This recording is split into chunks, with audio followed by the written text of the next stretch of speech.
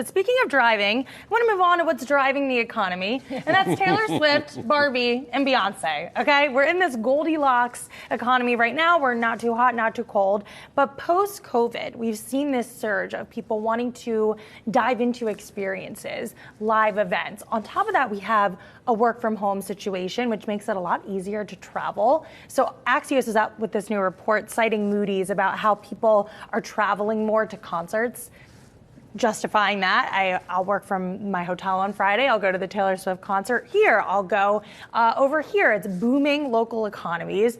So it's interesting to see this era, and we were just talking about Barbie and Oppenheimer, how that boosted the box office in a record-breaking way, how people are spending money on those things, and that's leading to a boom of sorts. Mm-hmm. I am a little curious, and I will say I'm a little skeptical about how much remote work plays into that. Now, having said that, we have seen this huge transition from goods into services, right? So people want experiences, they're willing to shell out money.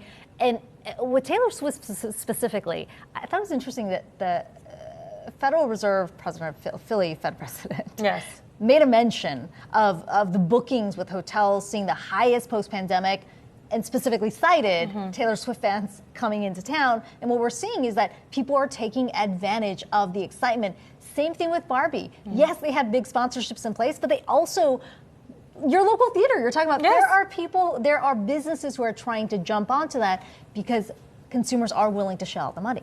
And there was, in the same report, museums having Swift promotions. People were coming in town, so they're doing other types of tourist activities, restaurants too. Also reading that was it another country that said that in some city they boosted inflation?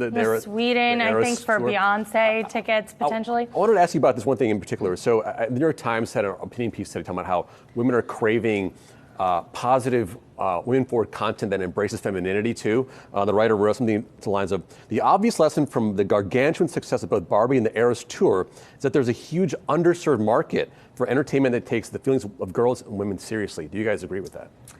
I don't know if I would read into it that seriously. Is it? I mean, if you look at it at the context of the box office, there's not a ton of female-led stories. And I do think there is a desire for new, like we were saying, new original content, new types of storytelling, not the same old that we've been seeing. And you're seeing that reflected in the numbers with some of those Marvel superhero films, some of those more franchises not doing so well. So I do think from that perspective, there is a desire for different types of people want content. New experiences at the end of the day, right? You could relate that to movies.